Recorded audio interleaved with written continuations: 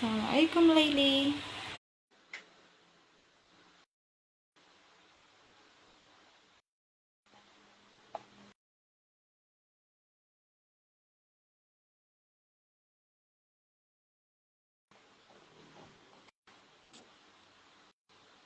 Masih hitam deh. Kalau sekarang gimana, Tika?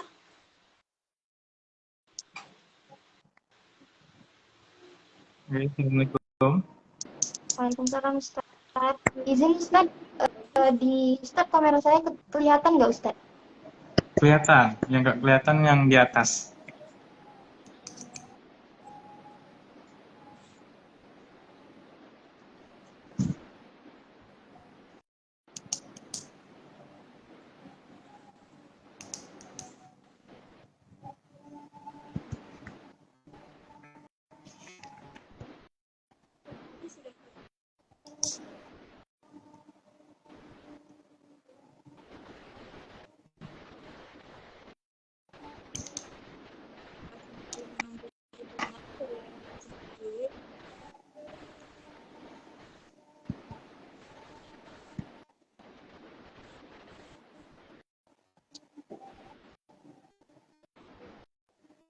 Kakak abang ya bunda serta Ustaz,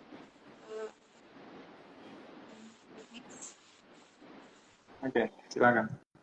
baik, izin boleh saya mulai Ustaz?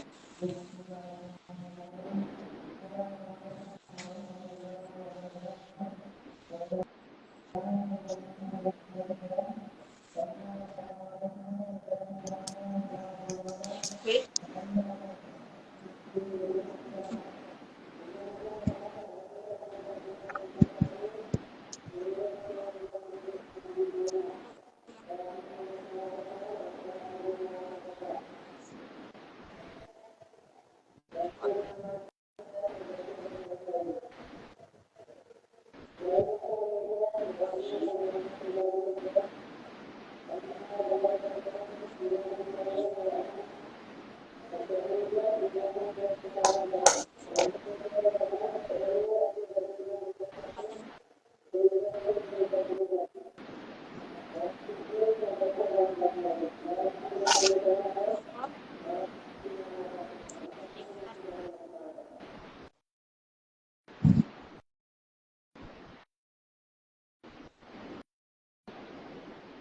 kajian bulanan bersama PKJK.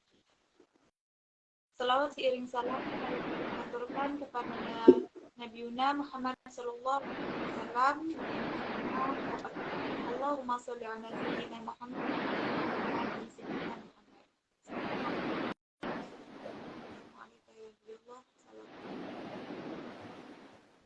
Baik, selanjutnya kita serta teman-teman itu kita mempelajari dan juga kita menggunakan saya merupakan salah satu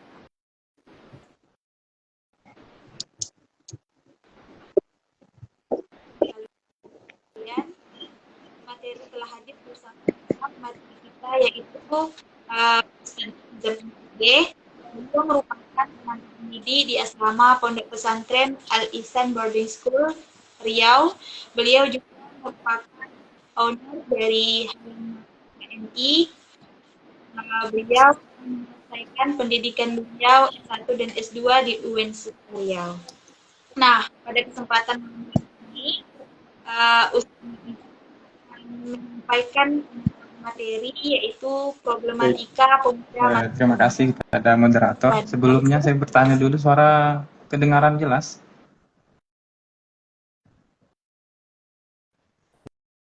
Jelas ya? Untuk teman-teman yang bergabung juga bisa komen, mungkin kalau seandainya suara kurang jelas bisa disampaikan. Seperti itu. Baik, saya mulai. Bismillahirrahmanirrahim. Assalamualaikum warahmatullahi wabarakatuh.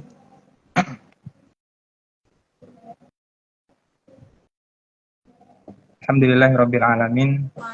Hadana li hadza wa ma kunna linahtadiya laula an hadanallah. Asyhadu an la ilaha illallah wahdahu la syarikalah wa asyhadu anna Muhammadan abduhu wa rasuluh. Allahumma shalli ala sayyidina Muhammad wa ala ali sayyidina Muhammad.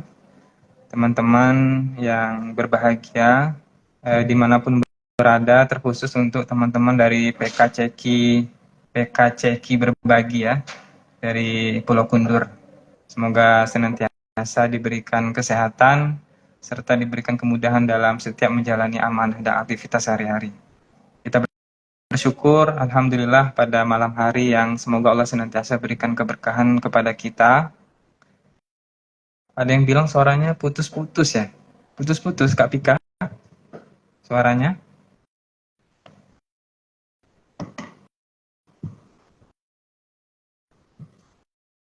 Suaranya kedengaran, Kak Pika?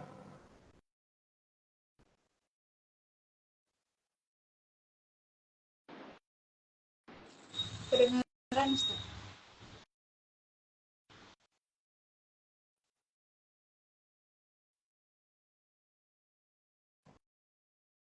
Oke, kedengaran ya? Jelas? Mohon maaf ya, mungkin karena faktor jaringan juga karena kita berbeda provinsi ya. Ya, di teman-teman PKCQ live-nya di Provinsi Kepri dan saya sendiri sedang berada di Provinsi Riau. Jadi harap maklum mungkin karena jaringan terputus. Baik, alhamdulillah malam hari ini diberikan kesempatan kepada teman-teman PKCQ untuk memberikan sharing lah ya, sharing terkait dengan problematika pemuda masa kini. Mungkin lebih kita kerucutkan itu problematika pemuda Islam lah ya, kita berbicara nanti lebih luasnya. Alhamdulillah banyak sekali nikmat yang Allah berikan kepada kita. Bahkan dalam ungkapan itu dikatakan jika seandainya seluruh air laut dijadikan tinta, kemudian ranting pohon dijadikan pena, dan daun yang ada di muka bumi itu dijadikan kertas, dan kita ingin menulis ya, begitu banyak nikmat yang Allah berikan kepada kita, Masya Allah tidak akan pernah bisa kita untuk menghitung dan menulis nikmat yang telah Allah berikan kepada kita. Maka patutnya kita sebagai hamba Allah yang doif, hamba Allah yang penuh dengan kemaksiatan, penuh dengan dosa, maka memang sudah sewajarnya dan sudah sepatutnya kita senantiasa bersyukur kepada Allah Subhanahu wa taala. La in syakartum la azidannakum wa la in kafartum min adzabil syadid. Allah Subhanahu wa taala, bersyukur kalian maka akan aku tambah. Tapi kalau kalian mengingkari maka sesungguhnya azabku sangatlah pedih. Kemudian kita berselawat kepada Rasulullah sallallahu alaihi wasallam. Sama-sama kita melafazkan Allahumma ala sayyidina Muhammad wa ala ali sayyidina Muhammad. Baik teman-teman dimanapun berada, teman-teman PKCQ terkhususnya, hari ini insya Allah kita akan menyampaikan tema terkait dengan problematika pemuda Islam masa kini, sebagaimana yang sudah kita lihat masa kini. Mungkin tadi perkenalan putus-putus ya nama saya sendiri Nurizam ya, biasa dipanggil Nizam. Sekarang aktivitasnya di pesantren IBS Riau, tepatnya di Kubang, Pekanbaru. Alhamdulillah sebagai tenaga pendidik di sini sekaligus guru asrama, dan sangat senang sekali bisa sharing hari ini bersama teman-teman semua. Baik teman-teman yang dimanapun berada, kalau kita berbicara tentang pemuda ya, tentunya kita berbicara tentang kebangkitan. Sebagaimana kalau kita lihat rekam jejak pemuda sendiri, itu di Indonesia pada 1928 itu ada yang namanya Sumpah Pemuda. Itu berasal dari pemuda, gerakan-gerakan pemuda yang memiliki inisiatif mereka untuk maju, mereka untuk bangkit, sehingga lahirlah Sumpah Pemuda pada 1928. Kemudian kita beralih pada 1945. Itu juga dimunculkan oleh para pemuda yang ingin dengan kemerdekaan, para pemuda yang ingin dengan kebebasan, kemenangan segala macamnya, ya. Mereka mendesak gitu kan para kaum tua yang saat itu alhamdulillah kemerdekaan Indonesia diperankan oleh Soekarno-Hatta. Ya, Soekarno kemudian ditandatangani oleh Soekarno-Hatta. Dan itu juga dilatar belakangi oleh pemuda yang mendorong, ya. Kalau seandainya tidak ada para pemuda saat itu, mungkin kita tidak tahu bagaimana nasib Indonesia seperti itu. Ya. Kemudian kita lanjut bagaimana saat itu masa reformasi, teman-teman sekalian. Pada 1998 itu juga seluruh pemuda ya mahasiswa Indonesia itu turun ke jalan ya meminta reformasi bagaimana keadaan Indonesia saat itu. Jadi mereka bergerak, mereka minta keadilan segala macamnya, dan itu juga dilatar belakangi oleh para pemuda.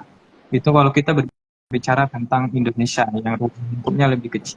Bagaimana kalau kita bicara tentang pada zaman Rasulullah Shallallahu Alaihi Wasallam yang sangat kita kenal itu adalah Sultan Muhammad Al-Fatih. Ya, Sultan Muhammad Al-Fatih ini luar biasa teman-teman sekalian. Dengan umurnya yang muda, tapi dia sudah memiliki ide yang luar biasa, yang sebelumnya tidak terpikirkan oleh orang-orang terdahulu gitu, sehingga dia bisa menaklukkan Konstantinopel. Bayangkan di dalam sirah itu dikatakan bahwa beberapa banyak itu kapal itu melewati gunung tanpa dibayangkan teman-teman sekalian. Bahkan sampai ada pasukannya itu yang ketika menarik tali itu sampai putus tangannya karena beratnya itu kapal untuk melewati gunung, dan itu tidak pernah terpikir oleh orang sebelumnya. Dan orang kalau mendengar mungkin bisa mengatakan itu adalah hal yang gila seperti itu, tapi itu dilakukan oleh Sultan Muhammad Al-Fatih beserta para bala tentaranya. Bagaimana kemudian dia membuat pagar, dia membuat benteng Konstantinopel itu luar biasa. Yang dalam riwayat itu dikatakan tebalnya itu 7 meter, tebal benteng itu 7 meter, dan tingginya itu 9 meter, teman-teman sekalian. Itu luar biasa, ide pemuda yang luar biasa. Maka berangkat dari situ teman-teman sekalian, bahwasanya pemuda itu memiliki banyak sekali potensi, ya, potensi-potensi yang dimiliki oleh pemuda. Maka yang kita inginkan adalah lahirnya pemuda-pemuda Islam yang memang mereka menggunakan potensi-potensi itu untuk hal-hal yang baik, untuk hal-hal yang memajukan agama kita, untuk hal-hal yang memajukan negara kita Indonesia, seperti itu teman-teman. Tapi sayangnya, ya, kalau kita lihat sekarang ini sangat banyak sekali problematika yang dihadapi oleh pemuda Islam. Padahal di dalam Al-Quran sendiri itu sangat banyak teman-teman, ya, gambaran bagaimana sifat pemuda sebenarnya. Kalau kita baca Al-Quran itu Suratul Kahfi, ya, sering sangat sekali kita baca Suratul Kahfi. Di dalamnya juga menjelaskan bagaimana sekelompok pemuda itu yang memiliki jiwa idealisme yang tinggi.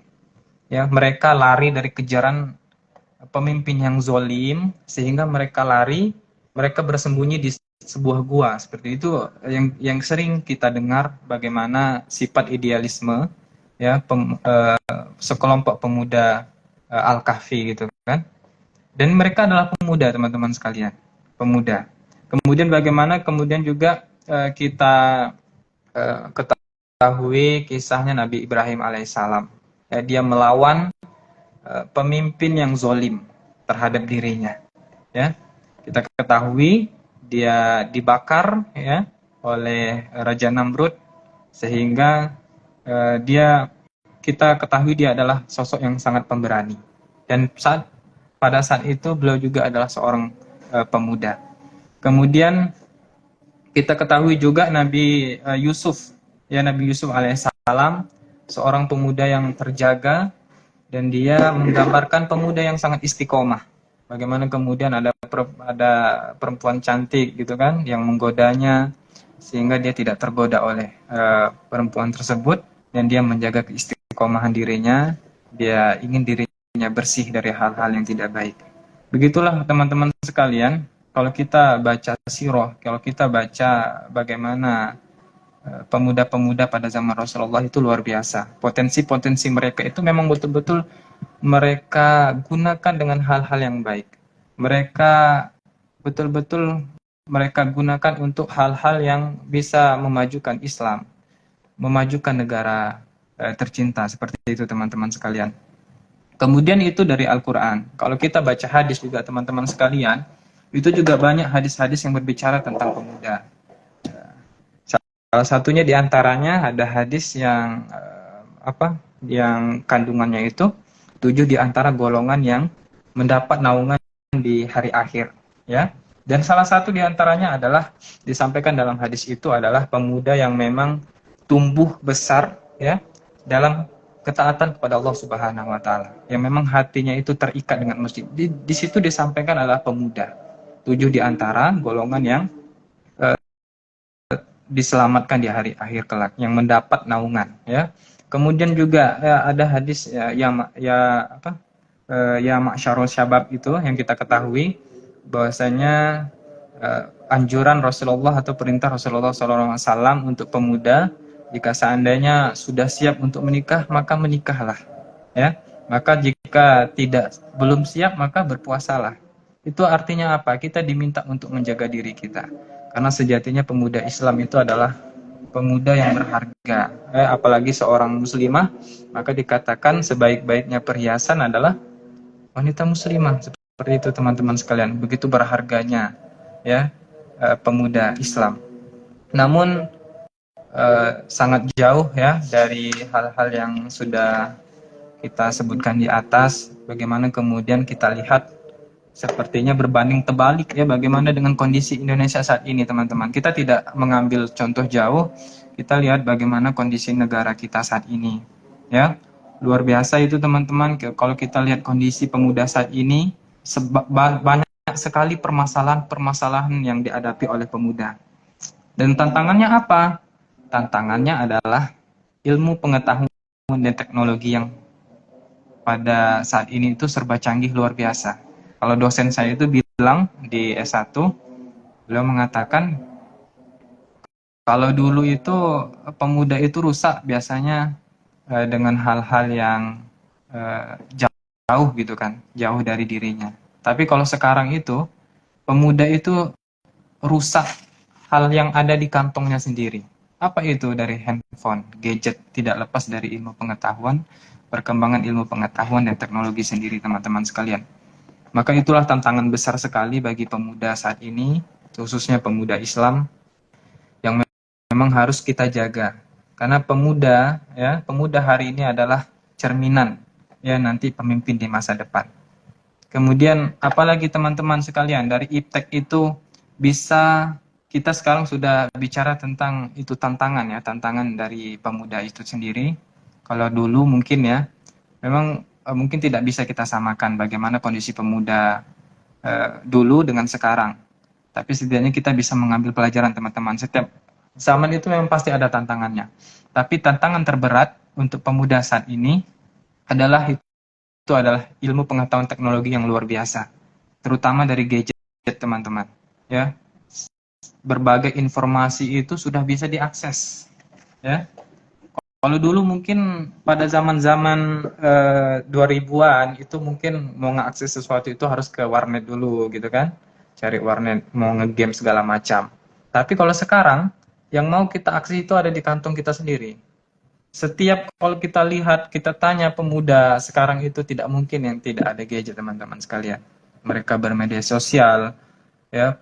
Mereka melihat apapun tidak bisa semua dilihat. Diketik saja di Google itu semua bisa dilihat, teman-teman. Ya, secara tidak langsung ini adalah tantangan yang luar biasa untuk pemuda Islam saat ini. Dan itu adalah pintu gerbang dari seluruh kemaksiatan. Baik itu nanti adanya tantangannya pacaran, ya. Kemudian akhirnya sampai kepada perzinaan. Kemudian yang lagi rame-rame juga judi-judi online segala macam. Itu adalah permasalahan-permasalahan, ya. Sehingga dengan adanya iptek, HP segala macamnya, pemuda Islam juga mereka kurang bersosial. Kalau dulu mungkin zaman-zaman 2000-an itu kita biasanya main gitu kan sama teman-teman, sharing pendapat segala macam. Tapi kalau sekarang tidak. Ya, pemuda-pemuda itu lebih banyak menghabiskan waktu itu di dalam kamarnya sendiri. Ya, mereka yaitu menghabiskan waktu dengan hal-hal yang mungkin banyak tidak bermanfaat. Seperti itu, teman-teman. Kemudian, ya, kalau kita lihat dengan kondisi seperti itu, teman-teman, tidak jarang kalau kita lihat banyak sekali permasalahan seperti kekerasan seksual segala macam. Ini tuh berasal dari itu, teman-teman sekalian.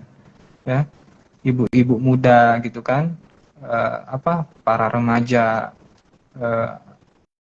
hamil di luar nikah segala macamnya, ya. Itu banyak sekali. Apalagi di kota-kota besar itu sangat memprihatinkan sekali teman-teman sekalian. Dan itu bukan hal yang tabu lagi, ya, bukan hal yang tabu.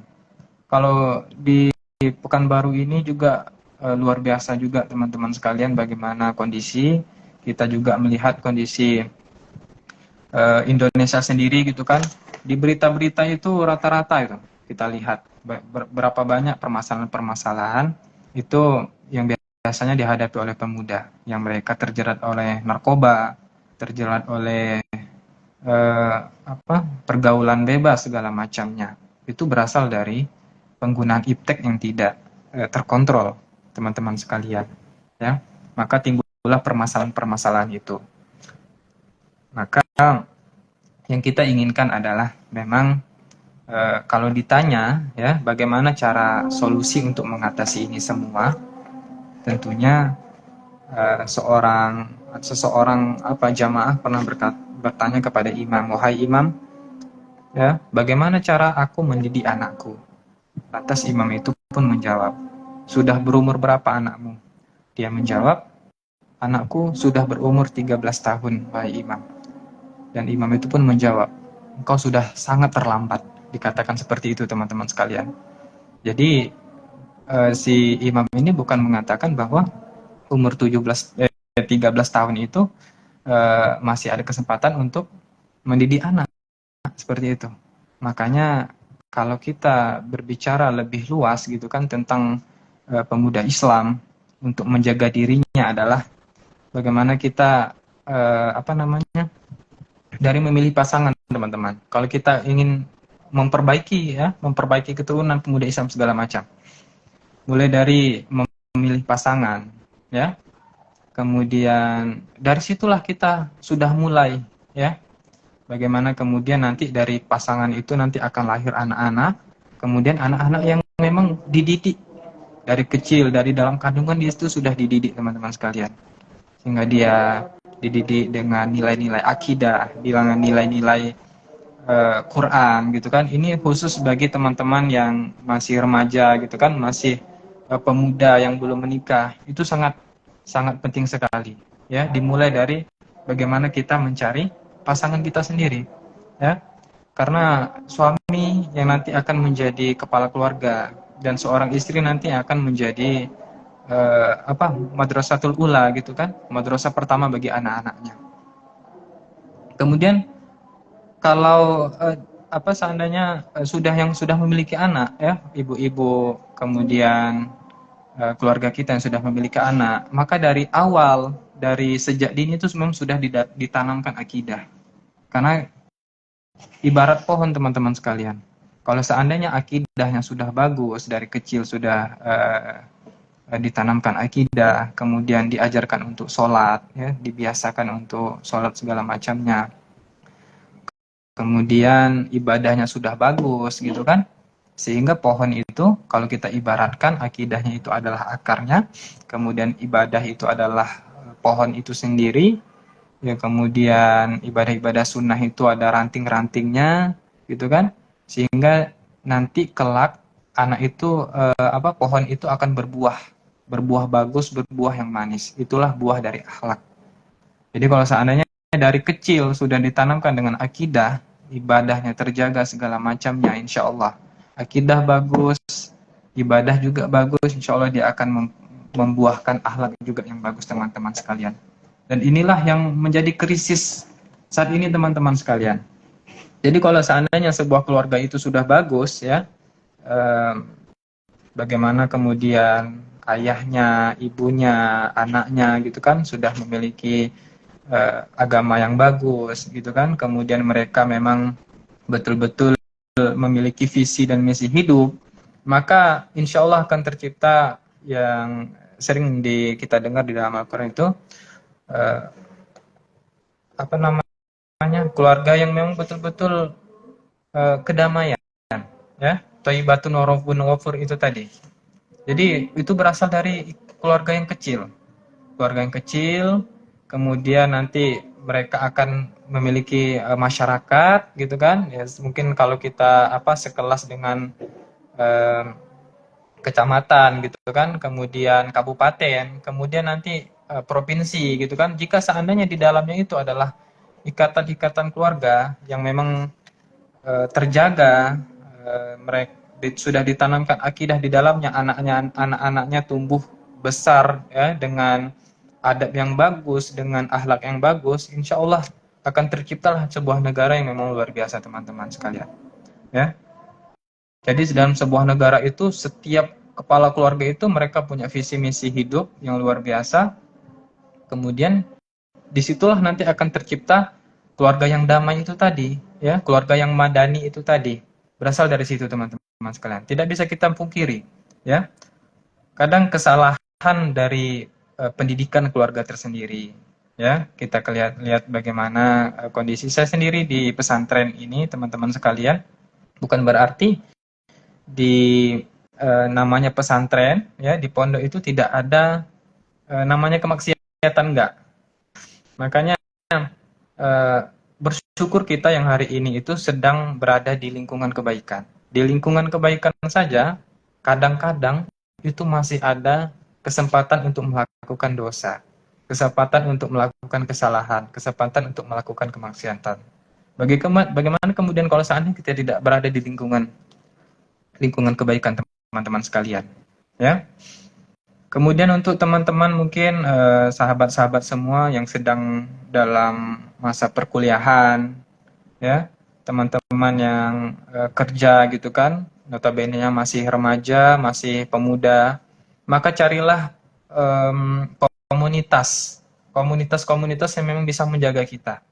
Seperti yang diselenggarakan oleh teman-teman PKCK ini, bukan hanya sekedar apa, tapi komunitas, ya Kak Pika, ya.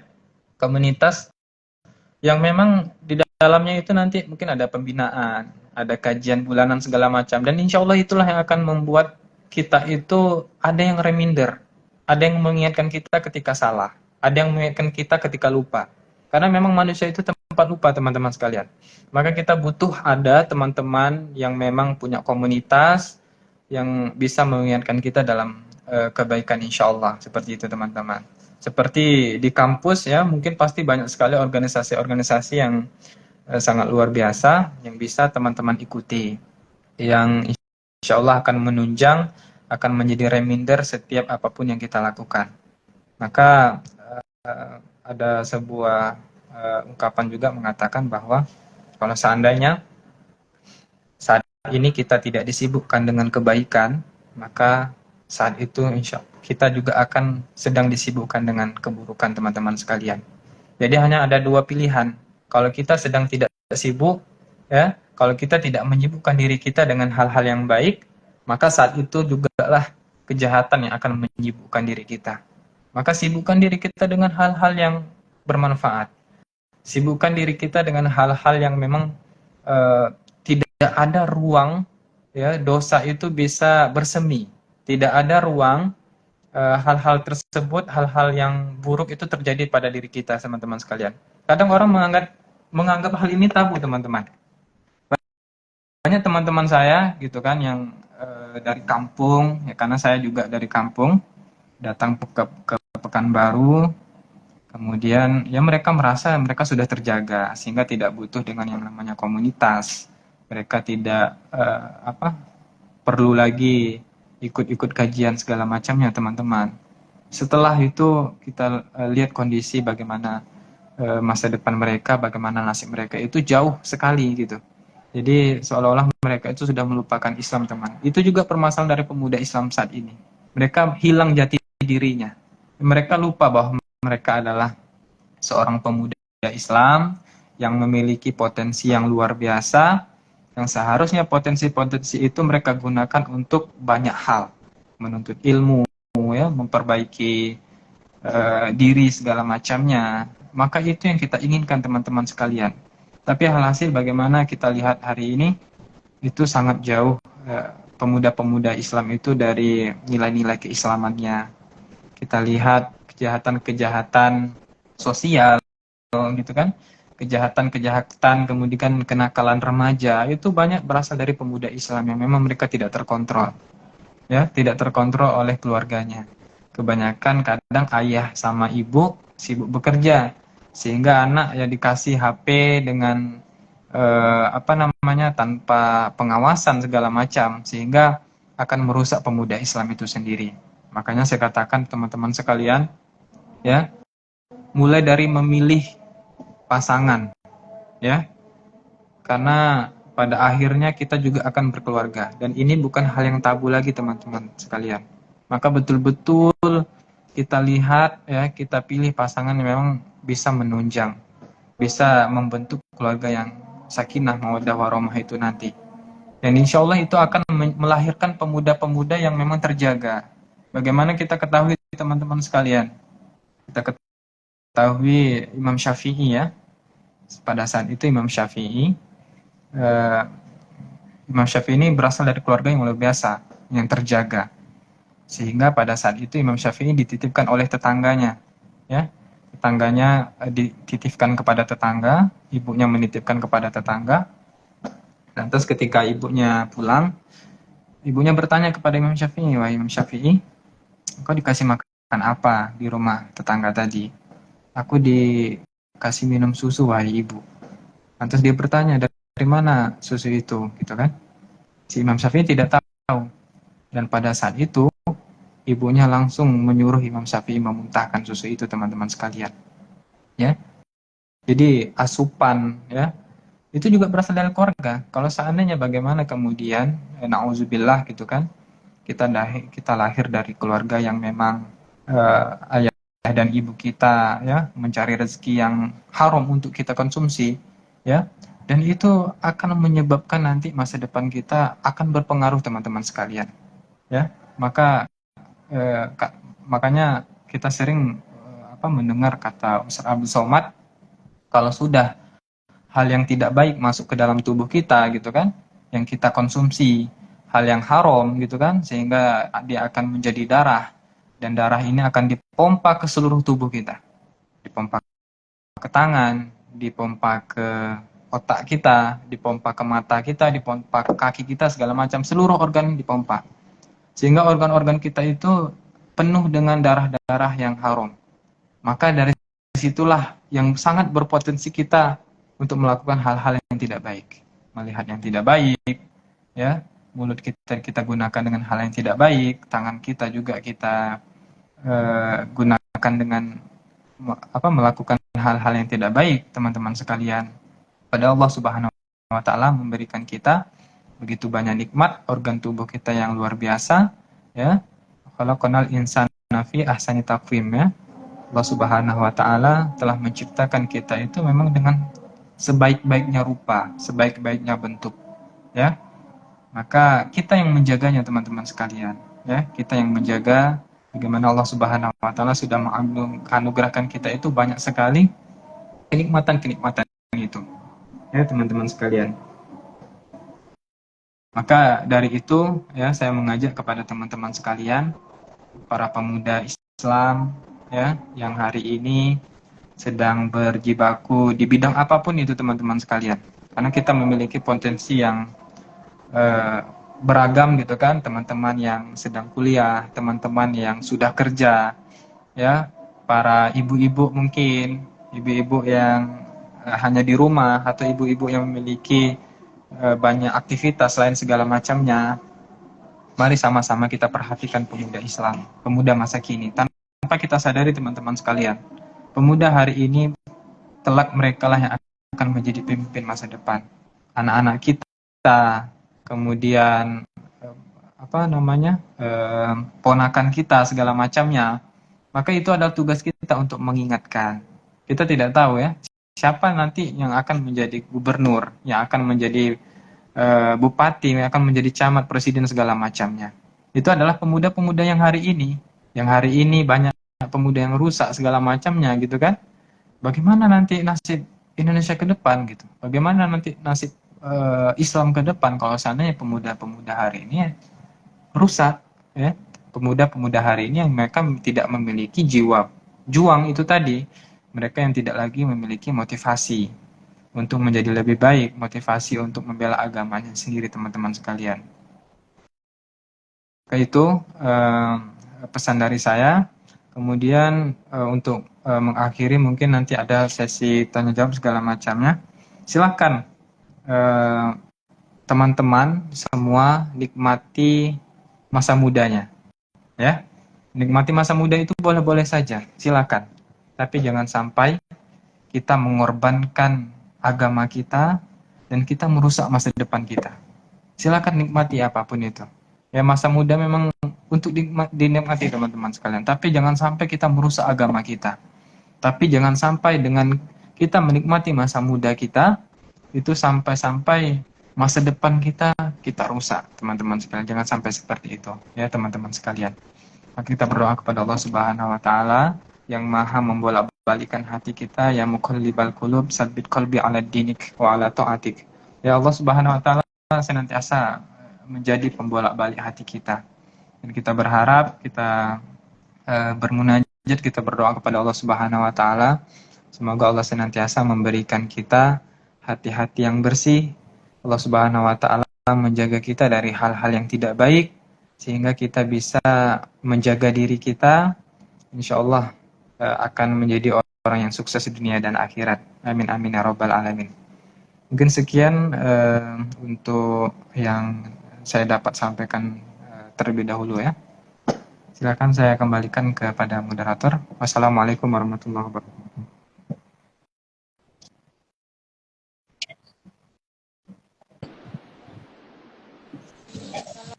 Assalamualaikum warahmatullahi wabarakatuh. Terima kasih.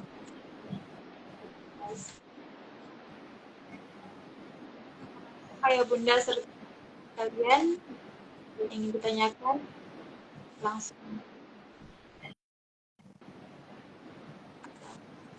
Izin moderator, izin Ada Ustaz, pertanyaan?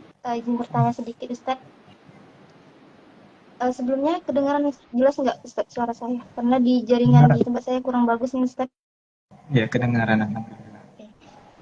Izin Ustaz, tadi Ustaz juga sudah sampaikan beberapa cara agar ketika kita di lingkungan yang buruk, salah satunya itu tadi untuk membentengi diri kita dengan mengikuti komunitas ya Ustaz. Dan bagaimana Ustaz cara kita membangun, selain itu bagaimana cara kita agar membangun kesadaran kita ini Ustaz agar tidak terlena dengan hal-hal yang tidak baik tadi Ustaz. Mungkin itu aja Ustaz. Oke. Langsung saya jawab aja ini.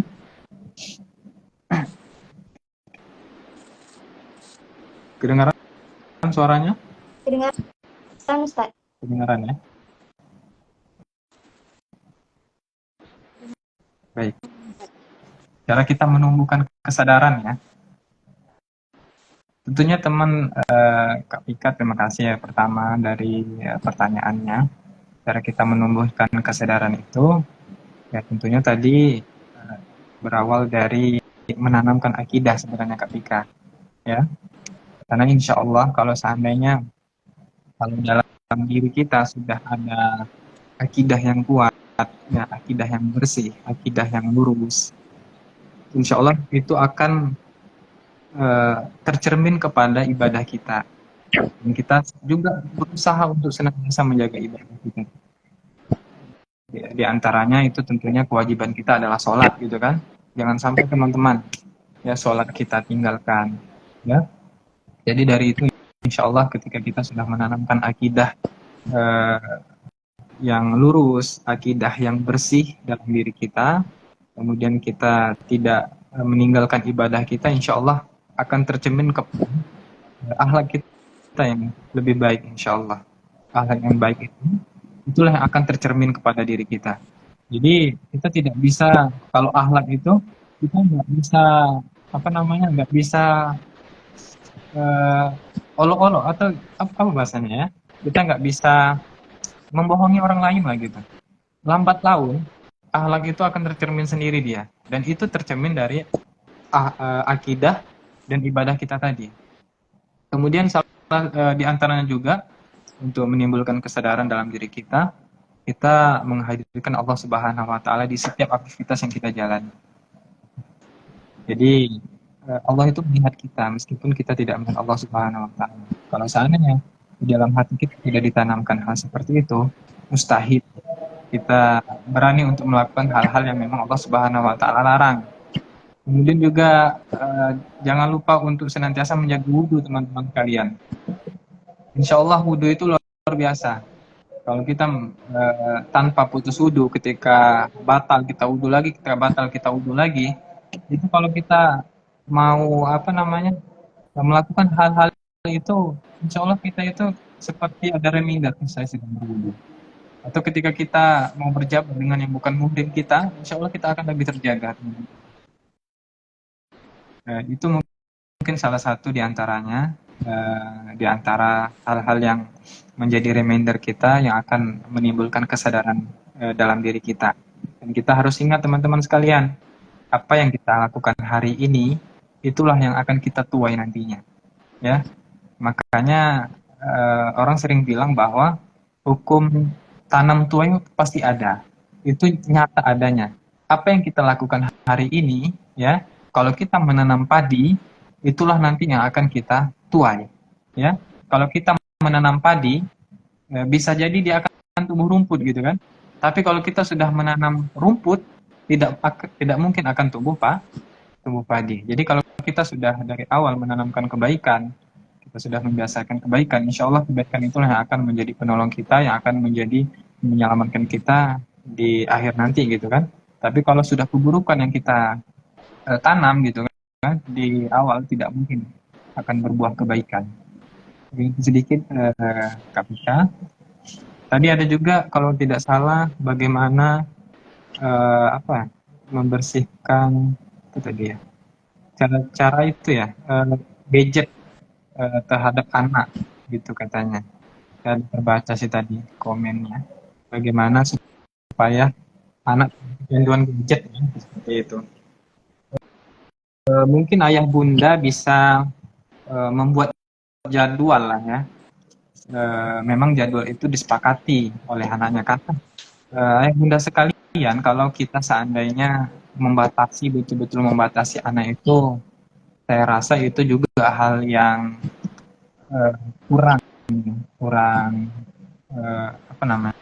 baik lah, karena memang ini zaman mereka berteknologi gitu kan, zaman mereka menikmati itu gitu, tapi tetap dalam pemanfaatan, tetap kita buat kesepakatan. Ini mungkin untuk anak-anak yang seumuran SD yang bisa kita gitu ya, mungkin SMP juga masih bisa buat kesepakatan kapan waktunya belajar, fokus belajar, tidak ada yang main HP ya.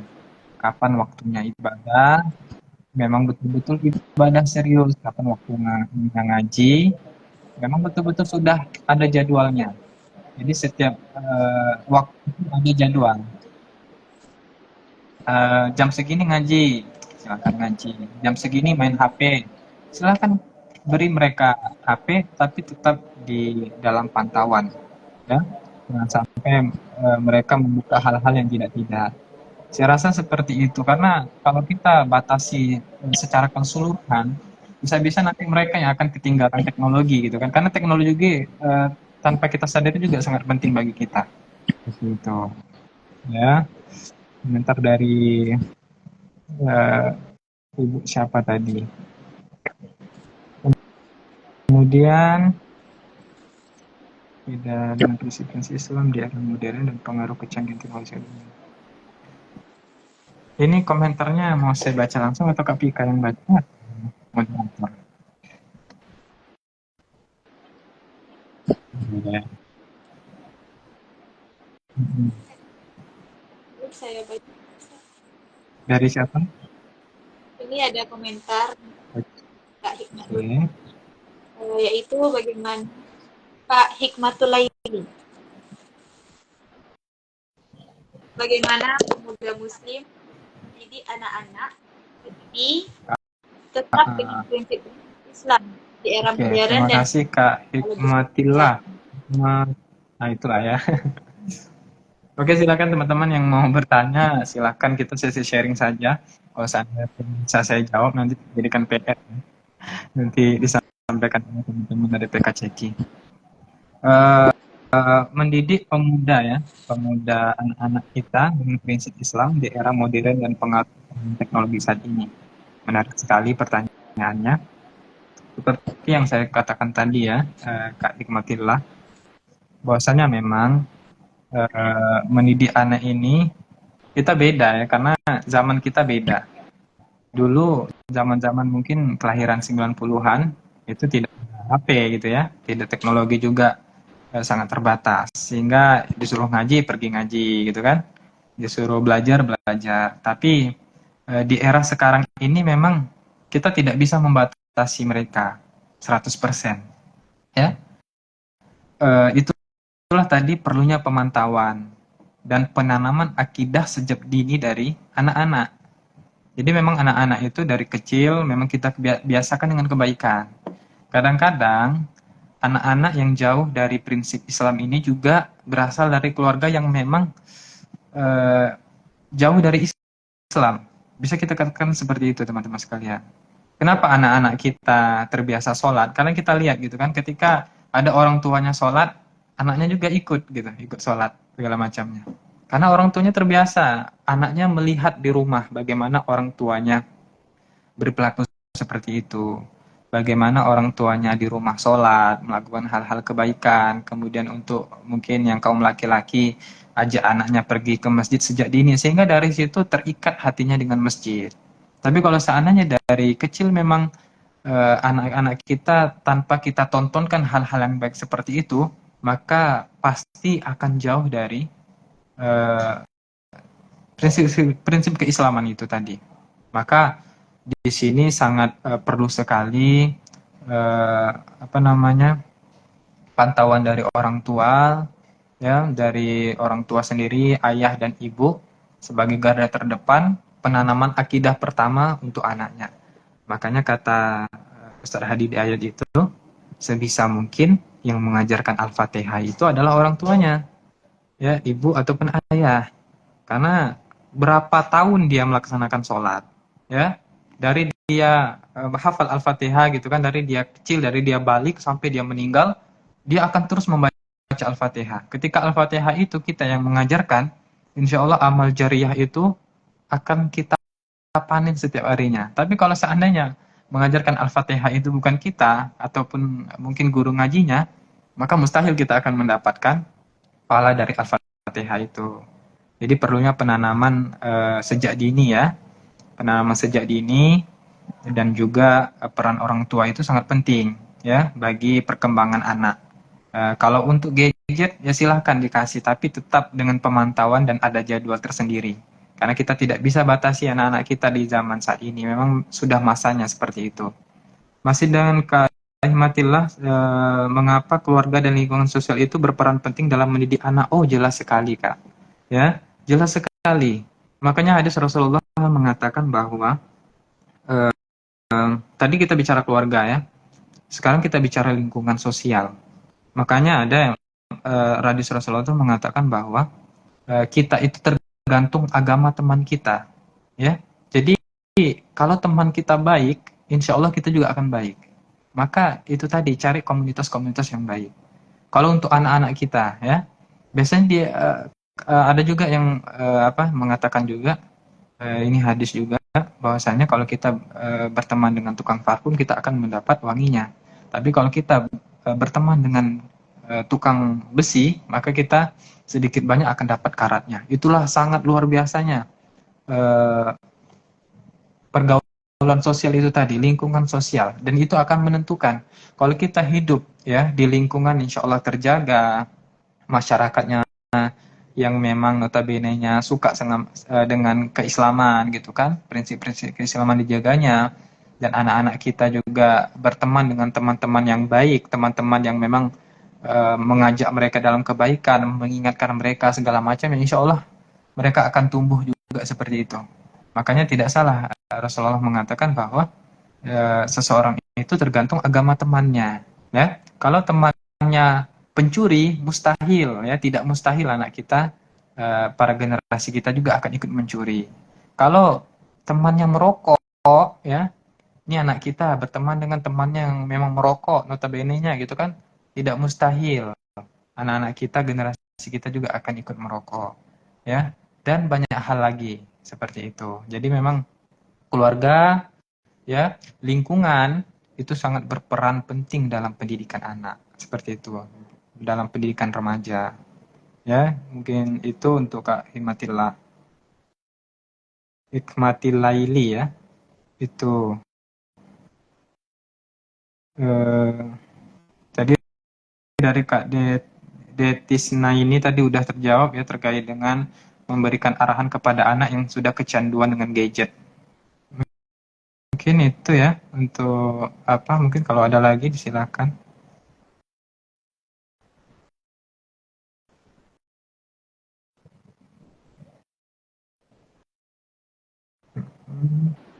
Iya.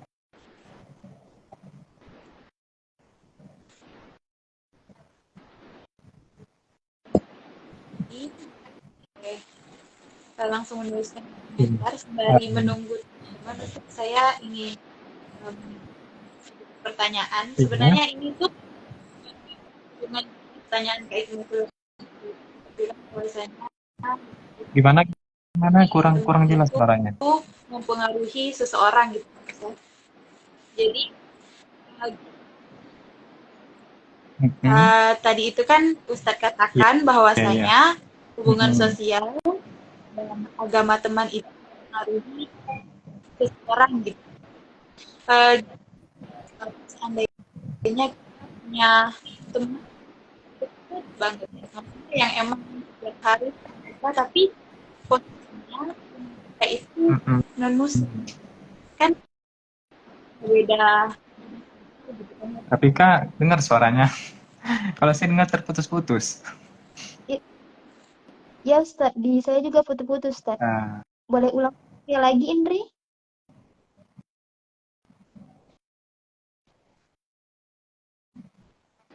Oh iya. Ya, dengar. Jadi apakah suara saya terdengar? Tadi itu kan Ustadz menyampaikan bahwasanya hubungan sosial serta agama teman kita itu mempengaruhi kita, kan? Bagaimana terkait dengan orang, contohnya seperti saya sendiri gitu, teman dekat saya, teman hari-hari saya itu adalah yang gitu. Maksudnya teman benar-benar yang setiap hari kemana-mana bareng gitu kan, pasti ada pengaruhnya. Artinya berteman dengan non muslim gitu ya? Iya nggak sih? Iya Ustaz. Iya. Oke. Memang sebenarnya terkait dengan pemuda ini memang sangat menarik juga kita bahas ya. Jadi teman-teman sekalian, makanya dikatakan bahwa kita itu lahir seperti kertas yang kosong, kertas putih ya. Kertas putih ini saya tunjukkan ini ya, ini putih, kertas kosong yang putih. Inilah kita. Kita baru lahir tuh agama kita Islam sempurna gitu kan, tanpa dosa segala macam. Nanti siapa yang akan menentukan kertas ini tercoret kemana-mana gitu kan? Itulah nanti keluarga kita. Keluarga kita yang akan membuat gambaran. Kemudian teman kita, lingkungan kita, ya, yang akan membuat warna kertas ini segala macam. Jika seandainya kertas ini diwarnakan, kemudian diisi dengan baik, hal-hal yang baik, insya Allah kita juga akan baik. Makanya dikatakan bahwa tadi, ya, keluarga dan sosial itu sangat berperan penting dalam perkembangan remaja, perkembangan pemuda untuk kedepannya, ya. Maka kita berharap teman-teman sekalian, makanya kita memang harus menanamkan betul-betul agama yang kuat dalam diri kita di era sekarang ini, ya. Akidah kita, ibadah kita jaga, akhlak kita jaga. Kita harapannya kita yang mewarnai mereka gitu. Jadi kalau kita sudah memiliki agama yang kuat, ya, akidah kita kuat, keyakinan kita kuat, kemudian ibadah kita jaga, kemudian nanti akan berbuat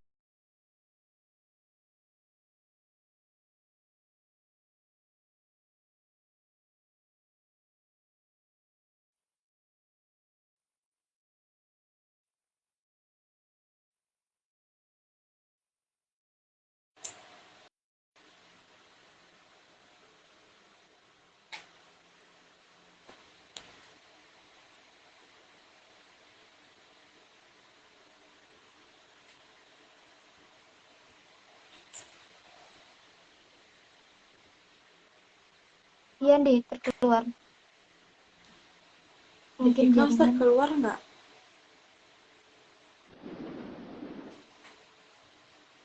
Siapa?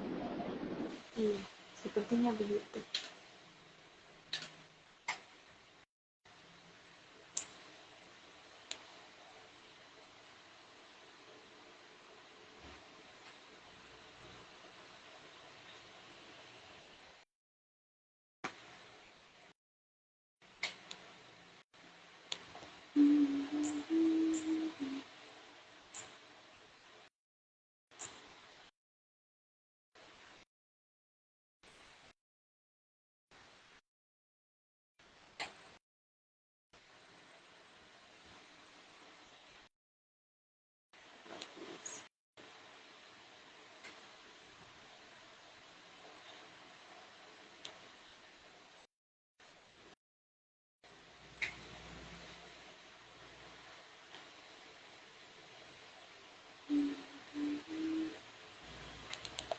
Mohon maaf ya kakak abang ayah bunda, kita sembari menunggu Ustadz.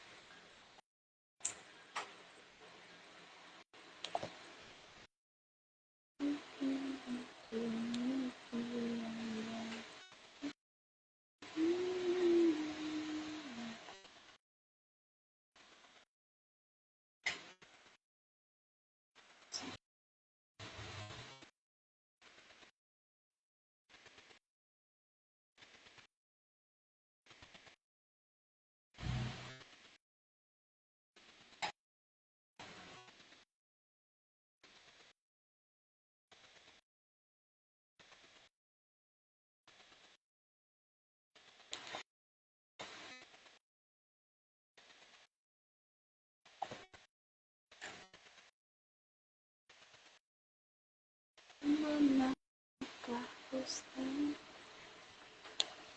Allah.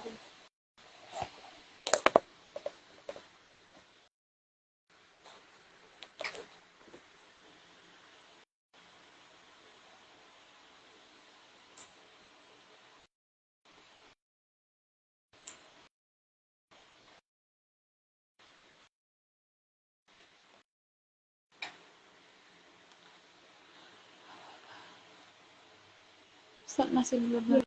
bergabung. Kita tunggu sebentar lagi Indri ya lagi di kakak mana abang, tuh, Indri? bunda, serta teman-teman. Kapan masuk kuliah? Lagi di kosan. Indri udah Pekan. kemarin Udah Vika ujian, Indri? dari Udah, Indri. 2 pekan lalu Vika kayaknya. kemarin tanggal Vika 19. udah masuk. UTS ya, Indri? Kemarin udah. Vika ini masih Oh UTS. Masih dalam iya, minggu-minggu Vika udah UTS-nya. UTS. Oh, Alhamdulillah. Insya oh, Allah. kami udah selesai. Besok nggak ada Alhamdulillah. jadwal nih Semangat Vika. masuk.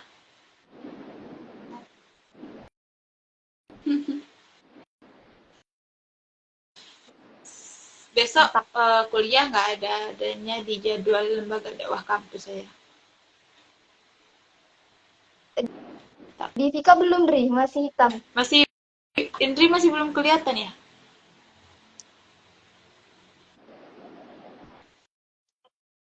Atau kumaha ya? Ustaz masih belum bergabung ini. Hilang jaringan beliau sepertinya.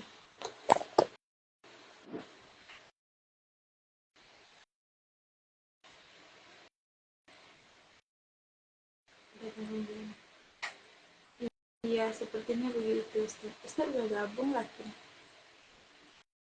Itu nggak ya Ustaz?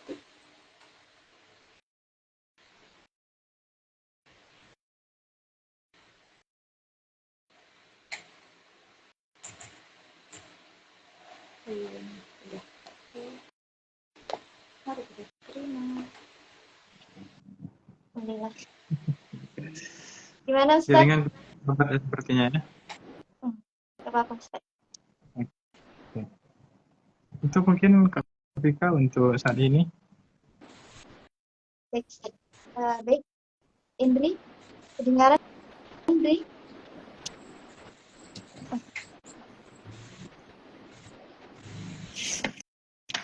Kedengaran.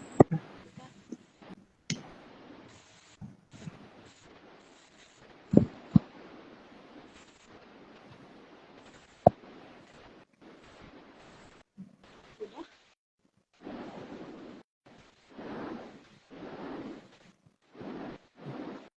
Oke.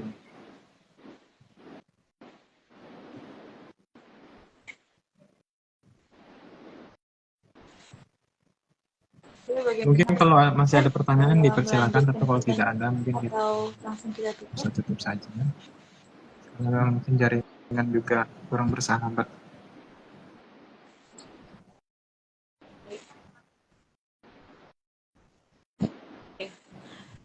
Sebenarnya teman-teman sudah tidak ada yang ingin ditanyakan.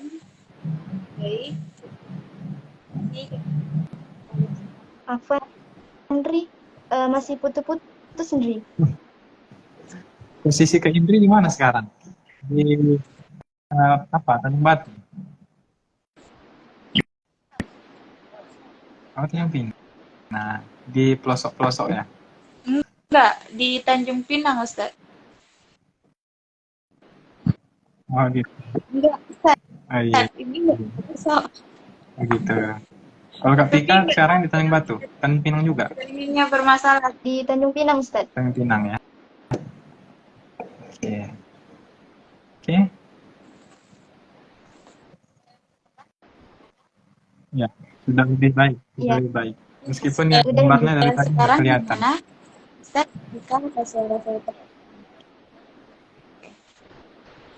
Mm-mm. Ya, nggak tahu Oke. kenapa. Dan mohon maaf, Ustaz.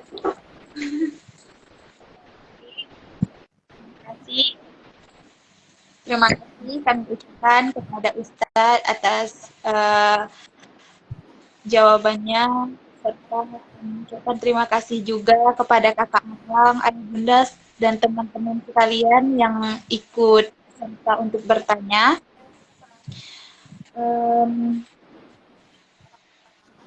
Saya selaku moderator pada malam hari ini memohon maaf apabila terdapat kesalahan dalam memandu agenda kita pada malam hari ini. Kepada Allah saya memohon maaf, dan kepada Allah saya memohon ampun, dan kepada teman-teman sekalian saya memohon maaf. Jazakumullah khair kepada kakak abang, ayah bunda, serta teman-teman sekalian. Dan terima kasih banyak yang diucapkan kepada Ustadz yang telah berkesempatan gabung ya Ustadz pada malam hari ini. Kepada Kak Vika juga terima kasih. Sebelum kita tutup, boleh sama-sama kita membaca doa kafaratul majlis bersama.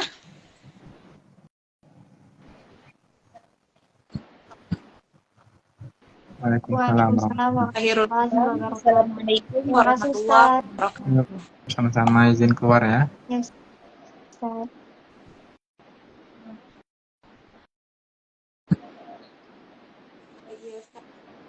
Terima kasih.